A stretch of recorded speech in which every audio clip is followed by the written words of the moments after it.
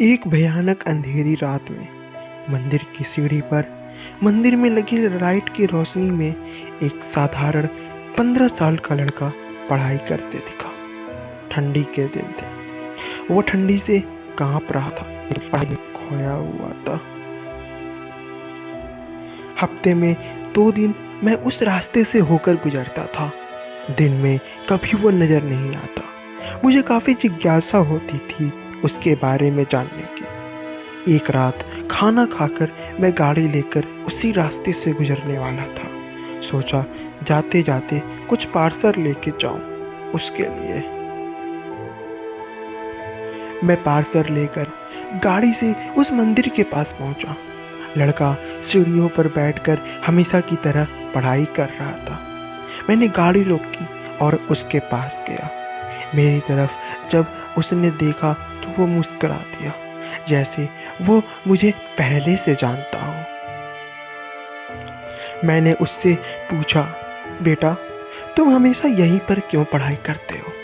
Sir, मेरे घर में बिजली नहीं आती, मेरी माँ बीमार रहती है और तेल डाल दिया जलाने का लायक मेरी परिस्थिति नहीं है। बस इसलिए मैं यहाँ आकर पढ़ता हूँ।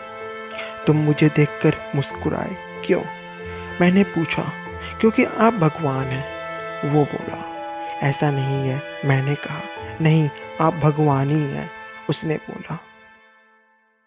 चलो वो सब जाने दो, मुझे ये बताओ, क्या तुमने खाना खा लिया? क्योंकि मैं तुम्हारे लिए खाने का पार्सल लाया हूँ।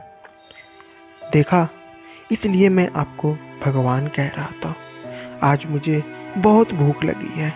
सुबह से मैंने कुछ भी नहीं खाया, लेकिन मुझे इस बात की जरा भी चिंता नहीं थी। मैं जानता था वो भगवान जिसने मुझे भूख दी है, वो मुझे भूखा पेट नहीं सुलाएगा।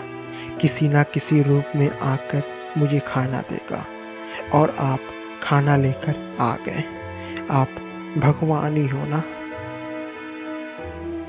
मेरे पास कोई शब्द नहीं थे। अनजाने में ही मेरे हाथों पुण्य का काम हो रहा था। हर दिन कर्ज में डूबे होने के कारण ऊपर वाले को, उस भगवान को कोसता था। आज उसने मुझे ही भगवान की उपाधि देकर शर्मसार कर दिया था। आधा खाना खाकर उसने आधा बचा लिया और मुझसे बोला कि सर आप 5 मिनट यहीं ठहरिए, मैं ये खाना मेरी माँ को देकर आता हूँ। मंदिर से कुछ दूर एक पुराने घर की तरफ जाते हुए मैंने उसे देखा। कुछ मिनटों बाद वो वापस लौटा। उसके हाथों में मुट्ठी भर फूल थे। उसने वो मेरे पैरों में रख दिए और बोला, माँ ने कहा है जिस भगवान ने हमारा पेट भरा है उसके चरणों में थोड़े फूल तो चढ़ाने ही चाहिए। मेरी आंखें बंद हो गईं और उसमें मैं अपने आप आंसू निकाल आए। आंखें खोल के मैंने उस पुराने घर की तरफ देखा। उस घर के सामने बड़े पत्थर में भी मुझे प्यारी सी मुस्कान दिखाई दे रही थी। उस लड़के की आंखों में मुझे साक्षात भगवान दिखाई दे रहा था। धन्यवाद। जय हिंद।